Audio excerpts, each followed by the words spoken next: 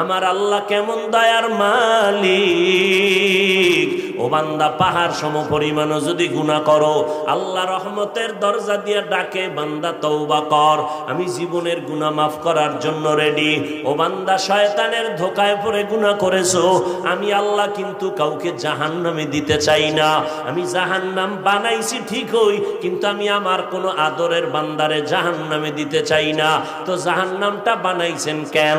কয় কিছু গাদ্দার আছে, এরা ইচ্ছা করে জাহান্নামে যেতে চায়। কয় এত আমল লাগে না, এত সওয়াব দিয়া করব কি? সবাই যদি জান্নাতে যায়, জাহান্নামে যাবে কে? এই বেয়াদবের জন্য আল্লাহ কয় জাহান্নাম বানায় রাখছি। ও গাদ্দারও যখন যেতে চায়, একটু গিয়া মজাটা বুঝে আসুক। এরম বেয়াদব আছে না? সব জান্নাতে গেলে জাহান্নামে যাইবে কে? আল্লাহ কয় তোর জন্যই জাহান্নাম। এরে নবীর আশিক, আল্লাহ পাক রব্বুল আলামিন বলেন, এরে গোলাম, তওবার দরজা খুলে রাখলাম। আমি চাই না কেউ জাহান্নামে যাবে, আমি চাই সবাই জান্নাতে যাবে। আমি কেমন চাওয়া চাই? হিসাব ছাড়া যেন সবাই বিনা হিসাবে জান্নাতে যায়। কারণ হিসাবের কাঠগড়ায় দাঁড়াইয়া কেউ যদি জান্নাতে যেতে চায়, জাহান্নামের শাস্তি ভোগ না করিয়া জান্নাতে যেতে পারবে না। এরে নবীর আশিক, বিনা হিসাবে যদি জান্নাত পেতে চাও, আল্লাহর ওয়াদার হলো মুসলমান না হইয়া কবরে আসবা না। মুসলমান হইয়া কবরে যাওয়ার মানে কি?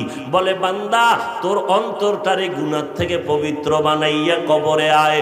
আমি আল্লাহ কিয়ামতের আগ পর্যন্ত কবর বেহেশতের বিছানা বানায় দিব, জান্নাতের সাথে রাস্তা বানায় দিব, জান্নাতের হাওয়া বাতাসে তুই আরামে ঘুমাবি।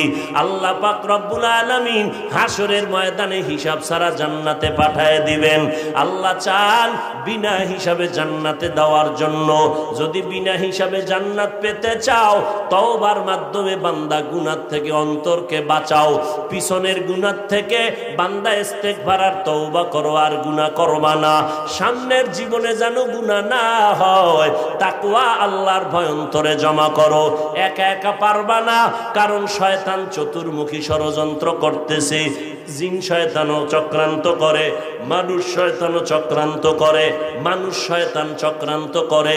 এত তাড়াতাড়ি মসজিদে যাওয়ার দরকার নাই, এত অল্প বয়সে দাড়ি রাখার দরকার নাই। বিয়া শাদির পরে মাইয়া বলা হইলে দাড়ি রাখবি, এত তাড়াতাড়ি বুড়া কেন হবি? টুপি মাথায় দেওয়ার দরকার নাই, বলেনি? মানুষ শয়তান, ওই মানুষ শয়তানের প্ররোচনায় পড়বি না রে বাবা। তওবা কর, একজন খাঁটি আল্লাহওয়ালার সাথে সম্পর্ক